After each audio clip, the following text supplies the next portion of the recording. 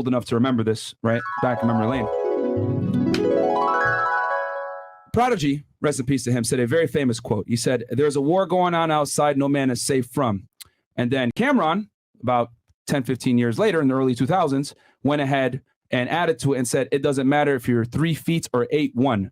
And gentlemen, that war has approached the doorstep now, okay? It's been a silent war for a while, but now there's a full-on fucking attack on red-blooded masculine males, whether you're in the United States, Canada, Australia, New Zealand, Spain, any of these first world countries. Hell, it's even starting to seep now into the Middle East and into the Eastern Europe as well, okay?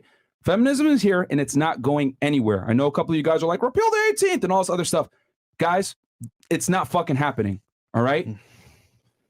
Now, I want to say this as well, as far as, and I wrote this down because this is very important, because this is going to kind of give you guys an idea of the atmosphere that we're in. And I got to give credit, as you guys know, to, I always like to give credit to people when I quote them. And this is from Coach Red Pill.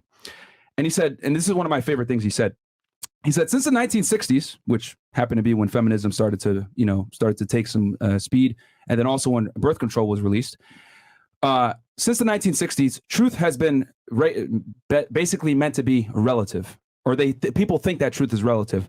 However, appreciation of the truth is relative because we have a limited perspective when a truth is observed based on where we are in life. The truth is objective, but your perception of said truth is relative. But instead, today, we say truth is relative, and worse yet, we believe everyone's truth is relative and equally valid, which is absurd. My truth. Because we have a bunch of idiots running around saying things and claiming it's their truth. Which, to be honest with you guys, I tell you guys all the time, there's only one truth, okay? You can either accept it or not, but the truth is objective. Your appreciation of the truth, however, is relative. And I say that to let you guys know, this is the state of affairs that we're in. We're in a world now, which we always make jokes about it. We say it's a fucking clown world or whatever it may be, but I'm not kidding around. It is a fucking clown world, okay? Facts are no longer valid. Feelings are. And I'm going to talk to you guys a little bit about this as far as what's going on with Andrew Tate, because Andrew Tate is just scratching the surface of a way bigger agenda. What's your guys' takes? It's right in the front. And if you act like you don't see the war on masculinity, you're just blind or you're willfully ignorant, or you want to support the liberal agenda. But it's been going on. And you talked about it since the 1960s. That's when lesbians took over. Women before that didn't even really want all the feminism movement that's going on.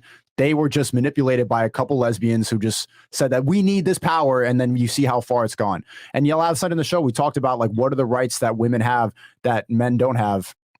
And there's nothing. There's absolutely nothing. There's none. And a bunch of girls kept saying Roe v. Wade, Roe v. Wade. And I had to correct them like, well, actually, all what Roe v. Wade did was, number one, delegated to the states. And then number two, it made things equal. So now you have no reproductive rights, just like men don't.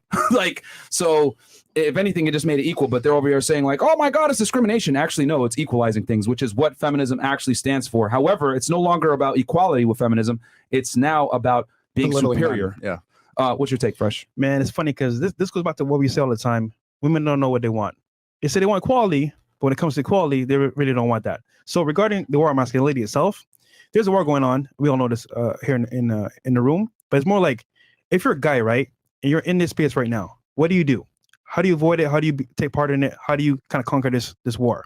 And my thing is like, if you're here now watching this stream right now, take this information, right?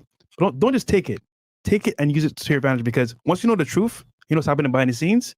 How you react to it will determine what happens in the future. So I'm just saying, look, this war on masculinity that's happening right now, you can't stop it by just sitting on your computer, watching a video and saying, you know what? Yeah, you're right.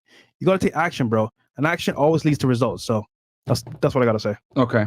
So as you guys know, I'm going to introduce